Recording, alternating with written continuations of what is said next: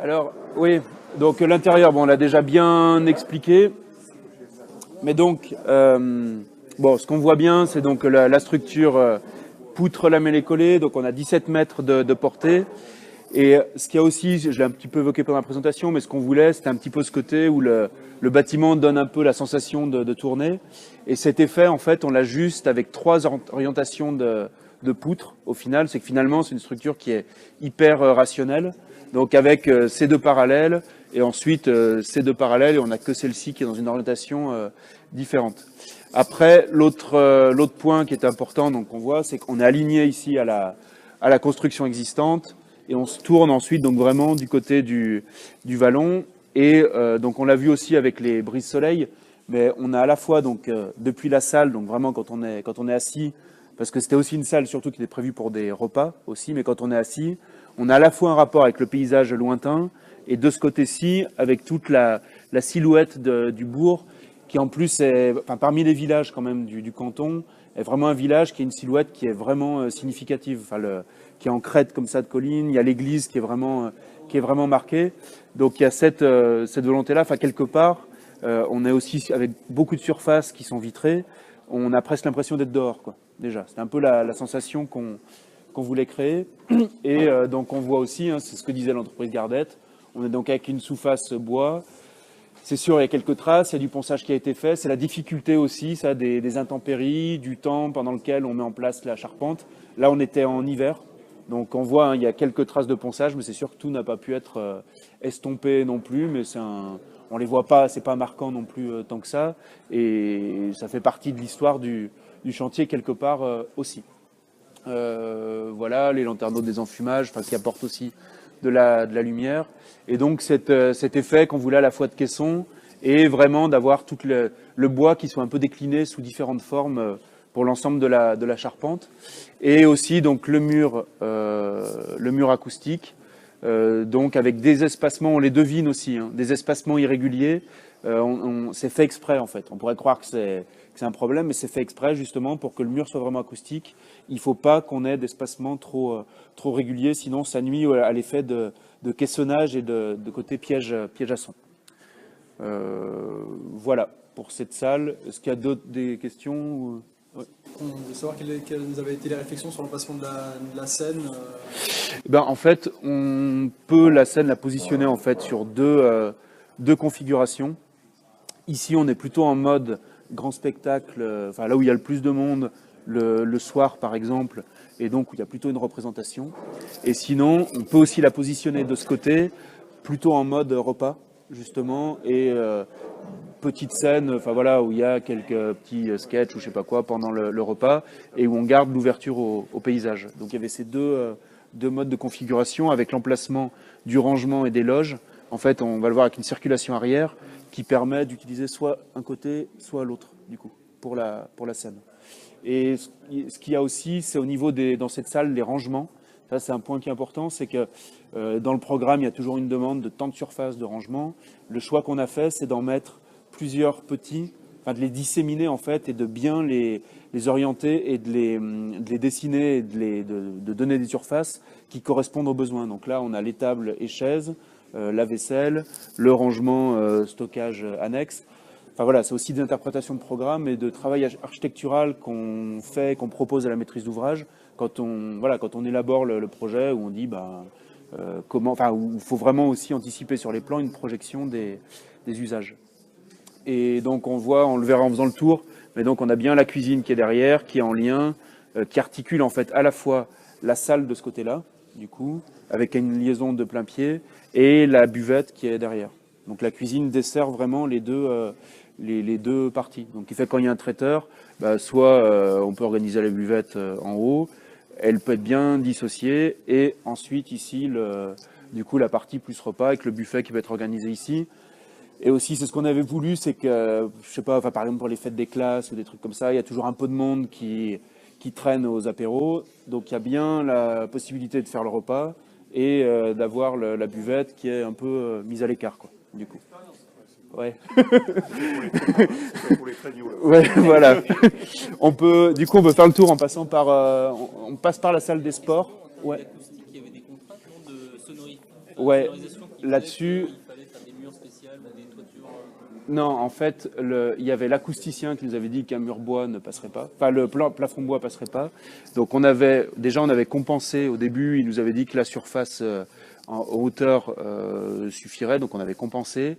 Mais on savait à la fin du chantier, enfin ce qu'on a préféré faire, c'est jauger avec 2-3 temps d'efficacité de mise en pratique pour refaire l'étude acoustique, parce que sinon l'acousticien il dit juste, faut mettre 50% de surface. Je pensais même aussi sur la question du fait du bruit à l'intérieur et pas qu'ils s'entendent dehors. Non, là, Ah ici, oui, oui, ah bah ça, oui, par contre, ah oui, oui.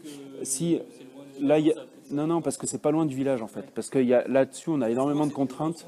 Ouais, on a des isolements thermiques, donc au-dessus, donc laine de roche, enfin, qui crée aussi de la masse thermique, thermique et phonique, pardon. Je commence à avoir la gorge un peu sèche. Et parce qu'il y a une habitation qui est juste à côté en fait, on le verra. Donc ça, c'était aussi une des grandes contraintes et des négociations qu'il y a eu entre la mairie et cette personne qui est à côté. Ouais, ouais. Donc, mais aujourd'hui, il n'y a pas eu de mauvais retour là-dessus, voire au contraire, quoi. Et là, sur l'écran que vous avez mis en toiture, des observateurs, Ouais. c'est quel type de contraintes vous avez techniques en valeur de SD, transmission de l'accord? Oui, voilà, mais par contre, non, la grosse difficulté quand même, c'était pour la liaison entre le haut, enfin comme c'est pas un pare-vapeur qui est intérieur, en fait, il ressort en dessous. Enfin, il y a eu une coordination à faire parce que notamment pour ces murs ou même ceux-ci, là c'est le plaquiste qui les met, là c'est le menuisier en paroi, et en dessus donc c'était le charpentier. Donc il a fallu toute une coordination pour bien le redescendre, le scotch qui le met, machin. Enfin bon, c'est En termes de caractéristiques, caractéristique.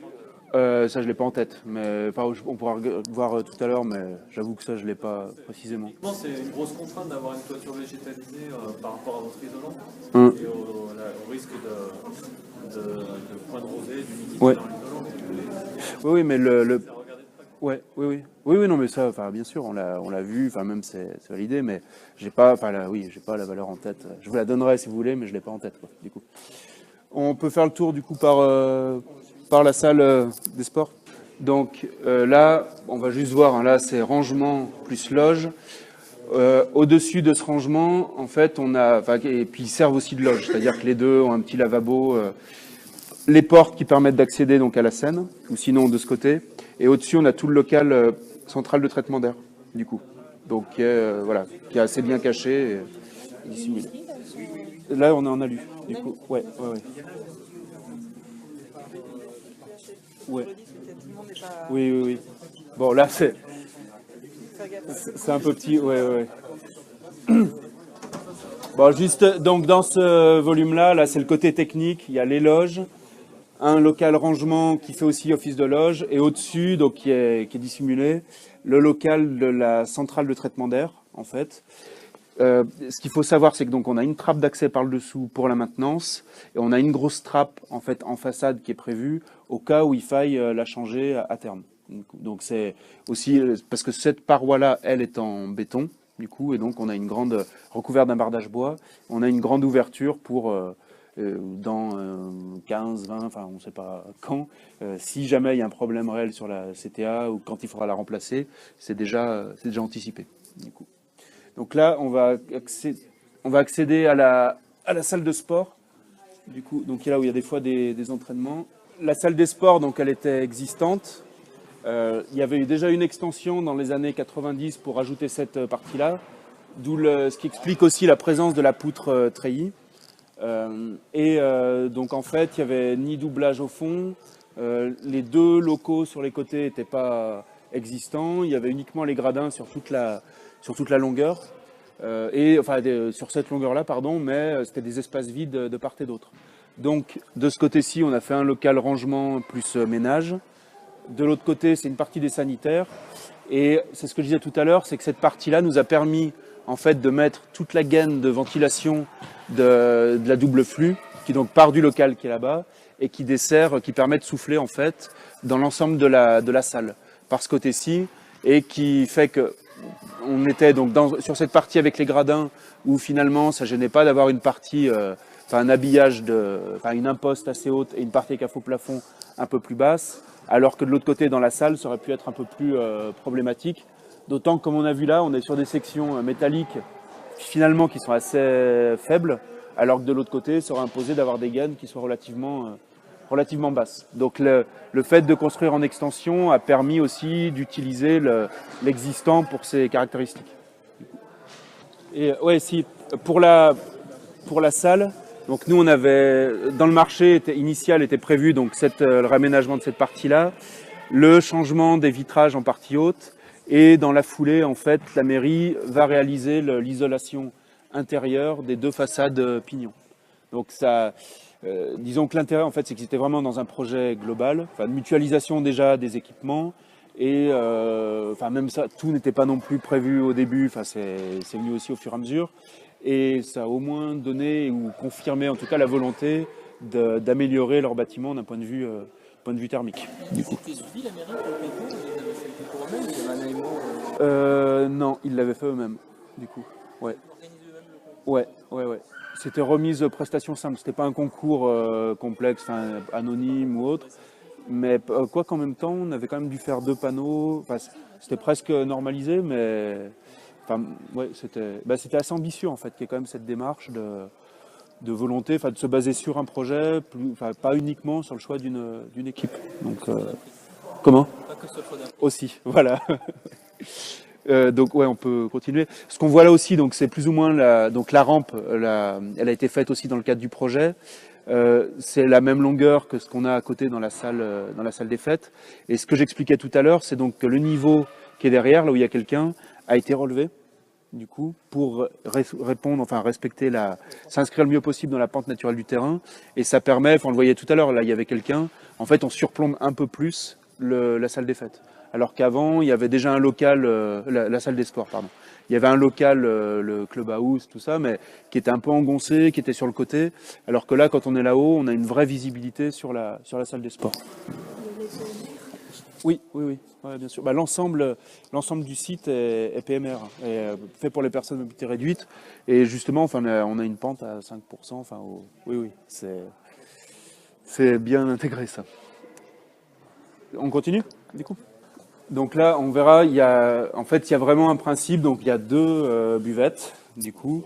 Donc une ici qui est pour le club des sports, la cloison mobile qui permet de diviser donc les deux parties, l'autre buvette qui peut faire aussi buvette d'entrée et dédiée à la salle des fêtes qui est de l'autre côté. Et donc la cloison mobile qui est acoustique, qui permet donc aussi, on a 2 entrées, donc qui fait qu'un samedi soir par exemple, il y a un repas, la cloison est fermée. Il y a une manifestation sportive, chacun est bien un indépendant, et par contre ça peut être tout ouvert, et imaginons il y a juste un petit repas qui est fait, c'est une longue tablée qui peut être mise ici, et cette salle même peut être utilisée de manière indépendante du coup. Ouais, et donc c'était cette volonté aussi de la mairie d'avoir vraiment un échantillon un petit peu de salles quelque part, de taille vraiment différente. Et donc comme on le voit, enfin on devine, hein, voilà, on a quand même un bon surplomb. On a 40 cm à peu près de différence, mais c'est pas neutre en fait dans la visibilité depuis ces espaces de la salle du terrain de sport. Du coup, on continue. Donc après là derrière, bon, il y a le clubhouse, enfin, voilà, qui est une partie un peu plus en retrait. Et donc ici toute cette façade vitrée qui donne bien côté. Donc là on est côté route nationale 7. On devine aussi le tunnel là qu'on voyait, qu'on a évoqué, qui permet de rejoindre, qui est l'ancien tunnel en fait du TACO, du train. Et c'est de Roanne au Pain-Bouchain, enfin même à Tarare, c'est le seul passage complètement sécurisé sous la nationale 7, qui fait aussi des fois que les courses cyclistes passent là. C'est d'ailleurs un des vœux du maire, c'est pour ça qu'il y a la voirie qui est un peu large, c'est qu'à terme, que ce soit de manière plus régulière, parce que c'est un point qui évite d'avoir à fermer la nationale 7 comme point de franchissement. Aussi. Là, on voit, il y a aussi les gabions donc, qui ont été rajoutés au devant. C'est surtout pour faire un effet bélier, parce que on a la rampe qui arrive ici, et si on a du monde, c'est vrai qu'il y a la crainte terrorisme aussi. Enfin, on l'a vu à la fin, ça, très honnêtement. Enfin, on l'a vu, ça a été dit à la fin, donc on a quand même ces éléments qui ont été rajoutés pour limiter le risque que quelqu'un arrive en voiture et fonce dans la foule, quoi. Donc là, bon, ça c'est la cloison mobile. Ici juste, bon, c'est les sanitaires, donc il n'y a pas grand intérêt, mais donc on voit, oui, donc déjà le mobilier, Donc c'est un petit peu le même esprit qu'on a eu pour les deux buvettes. La partie noire, c'est du médium teinté dans la masse, noir qui est juste verni. Et l'intérieur du mobilier aussi. Et c'est donc réalisé par l'entreprise Gardette. Et c'est vrai que ça a été un temps de dessin, d'ajustement, tout ça qui a été vraiment intéressant, de mise au point aussi avec les fournisseurs des tireuses à bière. Enfin voilà, c'est des détails techniques, mais c'est pas anodin et c'est important. Et finalement, on arrive à quelque chose qui est, un élément qui est vraiment bien, qui est dessiné, en tout cas où l'entreprise a eu plaisir à le faire. On voit donc ici, en fait, on voit bien que cet espace un peu technique est vraiment un espace tampon entre l'entrée et la salle des fêtes, la grande salle des fêtes, avec donc sur la gauche ici l'espace vestiaire, qui peut aussi servir de rangement, qui fait que par exemple, quand il y a un spectacle, ici ça peut servir la banque sert de caisse d'accueil et d'entrée, et les gens soit ont un accès indépendant, soit sinon on peut mettre leur veste dans le vestiaire. Sur la droite, donc c'est les sanitaires. Bon, on va pas y aller, mais en tout cas, il y a le point intéressant de pouvoir les diviser et qu'ils soient soit orientés uniquement de ce côté, en totalité pour cette salle, ou sinon pour la salle des sports. Cet usage de mutualisation, il était essentiel. C'est un point auquel le maître d'ouvrage était sensible. Et voilà, et on voit aussi cette grande surface vitrée ici, donc avec la pleine vue sur l'horizon et la silhouette du village. Et voilà. Et encore une fois, c'est un point. Quand on était ici avant, là, on avait des longues haies de partout. Depuis ce site, on n'avait aucune visibilité ni sur le fond, ni même sur le village. Donc ouais, ici bon, elle est un peu jaune, on est à la fin de l'hiver, mais on voit donc la couverture végétalisée et le petit module rouge qu'on voit donc qui est le tondeur, qui fait qu'on est sur une couverture végétalisée qui est relativement plane. Et surtout, ce qui est important, c'est que c'est quand même des graminées, c'est pas des sédums qui ont été mis en place, c'est vraiment, on a un peu de terre et il y a un vrai rôle de couverture végétalisée. C'est pas des plantes grasses qui sont rajoutées dessus. Là, la façade, donc ce qu'on voit, c'est que c'est pas terminé, dans le sens où c'est pour ça que la BF aussi était ici, il faut qu'on choisisse les couleurs d'enduit et de façade. Nous, on souhaitait que le béton soit juste sablé. La commune préfère un enduit. Donc voilà, c'est aussi c'est les histoires de projet, c'est comme ça. oui, mais puis après ça va, il y a plutôt une bonne entente, donc c'est pour ça aussi. Là, il nous restait ce point-là. Et sinon, donc on a le zinc. Ce qu'on voulait aussi, c'est que on a une avancée de toiture qui soit protégée, mais sans que ça crée un effet de casquette ou d'éléments rajoutés. Donc c'est pour ça qu'on a ce dessin assez simple en fait de la charpente qui s'avance et du coup d'une avancée en biseau sur le côté et en façade, et qui fait juste que on a juste l'impression, à la fois ça protège, on a juste l'impression qu'il y a un renfoncement de la façade. Ça fait pas comme si on avait rajouté une marquise ou autre. Donc c'est le choix qu'on voulait pour ici. Et ce qu'on sent aussi déjà donc là sur le projet, c'est ce côté où on a un peu une enfilade et donc cette dynamique un peu qui est créée avec le viaduc déjà qu'on devine en arrière-plan. Pourquoi vous avez pas fait le mur à ossature bois devant aussi? Parce que il nous le fallait, il était partiellement enterré. Et il nous le fallait il était utile pour le contreventement et aussi parce que on voulait vraiment que ce côté-là soit plus minéral. D'accord. Donc c'était une volonté, on voulait pas qu'il y ait que du zinc. C'est un peu des deux, ouais, voilà. Et après, tous les autres sont ossature ouais, bois. tout le reste est en ossature bois, sauf quelques murs là où on a la CTA de contreventement sur l'intérieur, du coup. Donc voilà. Normalement, depuis le Grenelle de l'environnement, la couverture végétalisée, à partir du moment où on fait une couverture végétalisée, on a le droit de faire une toiture terrasse parce que ça sursoit à tout document d'urbanisme. Dans le sens où, ce que je rappelais tout à l'heure, il y a un réel avantage environnemental du fait qu'il y ait cette inertie thermique, une meilleure, la création d'une surface qui n'est pas imperméable complètement et une capacité de rétention des eaux. Donc ça sursoit. Et puis au-delà de ça, il y a toujours dans les PLU l'alinéa architecture contemporaine, alors qui est toujours soumise à interprétation, mais qui fait quand même qu'un projet peut se justifier de manière différente. Le Grenelle, c'est un texte, hein, c'est pas Oui, l'architecture contemporaine, il faut c'est 100 ans plus tendancieux. là, Voilà. Vous n'avez jamais eu de mal à faire passer votre projet par rapport à cette toiture? Non. Au niveau de la commune Oui. ou des... Non. Bah, il y a eu des questions, hein, si, c'est clair. C'est ce que je disais aussi sur la couverture végétalisée. Il y avait vraiment la question de son entretien. Comme elle est visible quand même depuis la route. Donc, la solution technique qui avait été trouvée, c'était de mettre une tondeuse. Sinon, ils ne voulaient pas. Là, on a 15, je crois. Ouais, du coup. C'est pas des sédums. Ouais. Et en dessous, on a des plaques drainantes, du coup. Donc, on a 6-7 cm de plaques drainantes. Et c'est le robot tondeur qui fait plus un principe d'irrigation qui fait qu'on est sur une couverture qui est et aussi ça c'est important qui est irriguée par l'eau du puits quoi. Enfin, on va pas prendre de l'eau du réseau pour arroser la toiture. Et si ça venait à faire comme les autres fois, 30-40 cm de neige, la charpente elle va tenir Ah bah là pour ça les cultive Est-ce qu'ils prévoient qu'ils mettent aujourd'hui, est-ce qu'ils prévoient que ça va retomber de 40 cm?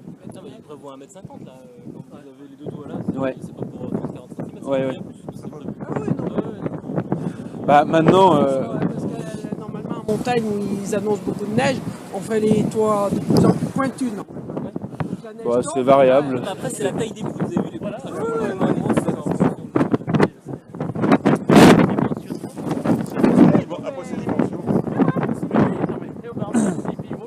Oui, aujourd'hui, dans la neige, il y en a beaucoup. C'est pas le principe Non, que mais tu en principe, là, Bah, quand même, sur les bâtiments, Oui, non. bah maintenant c'est les eurocodes et là même on est antisismique c'est il y a un peu de marge. ouais je pense quand même. On sait jamais hein mais bon. C'est Et la pente du toit, ça avait été une question comme ça ou comme ça dans l'élaboration du projet. c'est-à-dire plus ou moins. Alors le sens, non, oui, le sens, c'est qu'en fait, comme je disais, à droite, on est vraiment limité. Là, on est au minimum, enfin c'est au centimètre quoi, que c'est calculé. Et on voulait quand même que la salle ait le plus de hauteur possible, donc on a mis cette pente-là.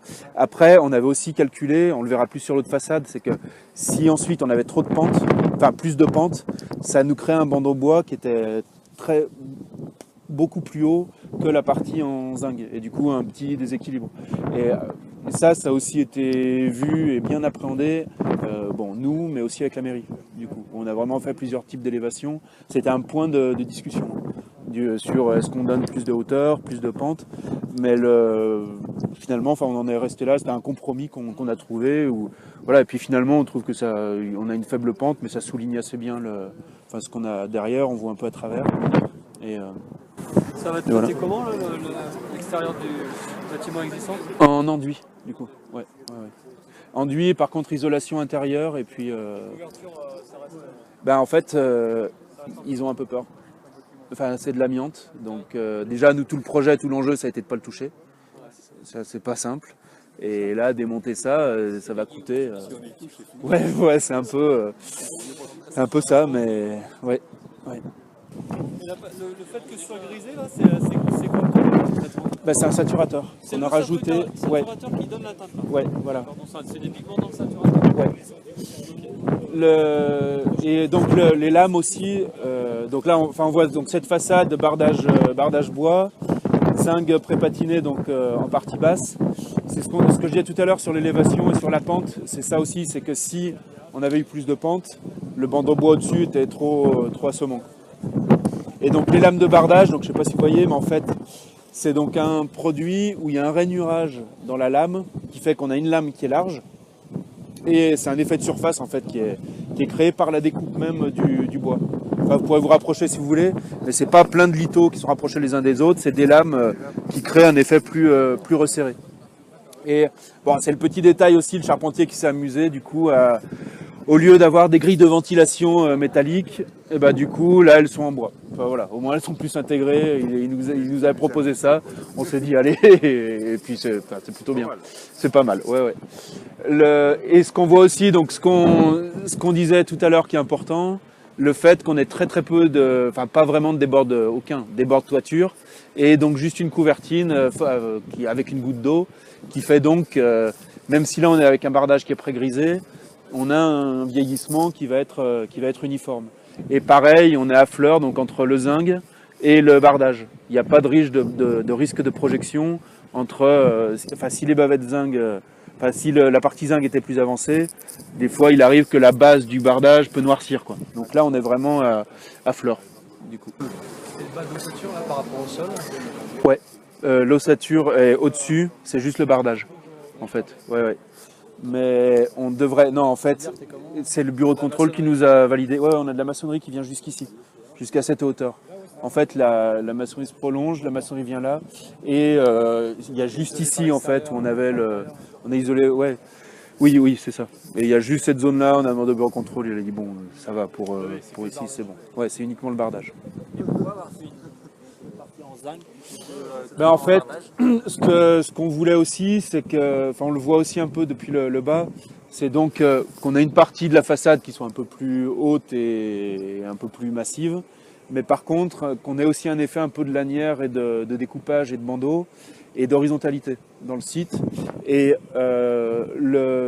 c'était pour affirmer vraiment cette horizontalité qu'on a eu une alternance entre les menuiseries avec le même râle presque que celui du zinc, et qui crée vraiment une bande horizontale et qui fait un peu le prolongement de la façade de bois.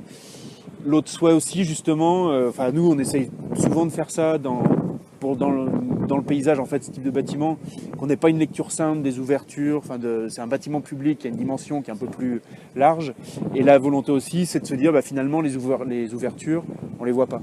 Enfin, on voit pas d'échelle propre aux menuiseries.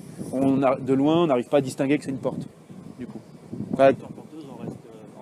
Ah oui, c'est tout l'ossature bois de haut en bas. C'est juste le bardage en fait qui varie. Donc après, d'ici, je sais plus qui est-ce qui me posait la question tout à l'heure là pour le bandeau, mais de là, on voit bien l'effet c'est toi. L'effet qu'on voulait donc de ce bandeau qui se retourne et en haut le bandeau bois qui s'avance et qui crée la casquette avec la couverture. Et donc voilà, c'est là aussi on va finalement, c'est un projet qui est très très simple. Donc on affirme bien l'ensemble de la salle des fêtes qui est en dessous, le bandeau bois qui est au-dessus, et cette grande ouverture vitrée en fait qui donne de ce côté. Ce qu'on devine aussi, c'est l'ensemble des brises-soleil orientales. Bon, on les a vus tout à l'heure, qui sont tous encastrés soit dans le bardage, soit dans la casquette, du coup. Et donc là, on a juste les stores intérieurs dans le vitrage, au niveau des sorties de secours. Donc qui permettent aussi de gérer l'occultation. Et donc on le voit bien aussi ici, donc le bardage, d'ici on le voit bien sur toutes les faces où finalement, donc il est posé presque depuis, le chantier est fini en juillet 2017, on l'a posé début d'année, ça fait une bonne année que le bardage est posé, et il a toujours eu cet aspect-là. Enfin non, le bardage, je suis bête, on l'a fait plutôt en avril, mais on est dans il n'y a pas eu de véritable variation. Et l'autre point aussi qui est important, c'est que par exemple, on était sur des essences de bois différentes entre les bardages et la sous-face. Le fait de mettre aussi un saturateur permet de les uniformiser, du coup, entre elles. C'est garanti 10 ans, ça bouge jamais. Après, c'est pas ce que ça permet. Voilà, ce que ça permet en fait, c'est d'anticiper un grisaillement et de faire en sorte qu'aujourd'hui le bâtiment il est déjà gris. Et que sinon il aurait eu sa patine, il l'aurait au bout de 2-3 ans. Et forcément... Oui, mais là c'est pas bien gris en fait. Oui, mais il va se patiner petit à petit encore. C'est un saturateur du coup. Donc la composition, voilà. Mais comment? Oui, il est plutôt rose quoi. Ouais. Si, c'est du Douglas là. Ouais. Et après, c'est aussi des détails, hein, mais par exemple la casquette, la sous-face, on est sur des tasseaux qui sont ajourés, et ce qui fait que toute la ventilation de la CTA sort par cette zone-là. On n'a pas de grilles de ventilation qui sont souvent prominentes qui seraient rajoutées. En fait, tout sort par là en dessous et diffusé dans l'ensemble de la casquette, du coup. Est-ce qu'il y a eu un pré-grisement différent en fonction de l'orientation? Non, parce qu'on est... Parce qu'après, non, parce qu'en plus, on voulait vraiment qu'il y ait un traitement uniforme, et c'est vraiment ça. Hein, nous, on considère que c'est juste une anticipation. C'est que ça permet de dire, c'est déjà gris, et il y a moins de discrédit, voilà. Ouais. Comment? Le sud, il est là comme ça. Ouais. Ah, au revoir. Ouais, ça marche. Merci à vous. À bientôt. Ouais. Au revoir. Voilà. D'autres questions, non? Ou, Sur le gris. Mais ouais, mais ça, c'est toujours... Mais ça va griser plus que. Là, il est assez léger le facturateur par rapport. Ouais, il va plus griser, mais non, c'est pas son état final. Mais ça permet. Ça permet de C'est plus le faire riche. passer. Après, quand on voit dans les. C'est plus gris. Après. Ouais, c'est Ouais. plus gris, ouais. Mais bon, c'est au moins dire dès le début, c'est gris, ça dérange pas. Voilà. Et après, ce sera un peu plus gris et ça dérangera toujours pas. Mais voilà, c'est au moins de pouvoir l'anticiper, quoi. Du coup. Peut-être que dans 10 ans, peut-être qu'en remettant un Oui, coup de aussi, facturateur, voilà, ça leur donne eh une ben, teinte et un ça bougera pas trop.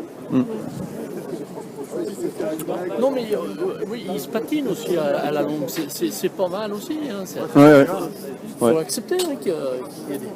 Vous savez, les crépis béton, ils sont pas toujours très bons au bout de 15 ans. Bah, c'est ça. C'est ça le problème. Ouais, ouais, ouais. C'est pour ça que j'étais un peu. Vous avez dit, c'est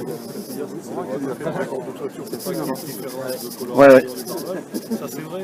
De l'autre côté, quand tu as une avancée de toiture, ça protège. Bah alors, non, sur les avancées de toiture, il faut soit qu'il y en ait une très grande, soit, mais quand c'est 30 cm, ça marche pas. C'est ça. Nous, c'est un peu ce qu'on dit. Hein. Voilà, c'est soit on a une vraie protection et le bois est vraiment à l'intérieur sous un grand auvent, ou alors il n'y en a pas du tout. Enfin, ou très peu comme ça. Et franchement, ça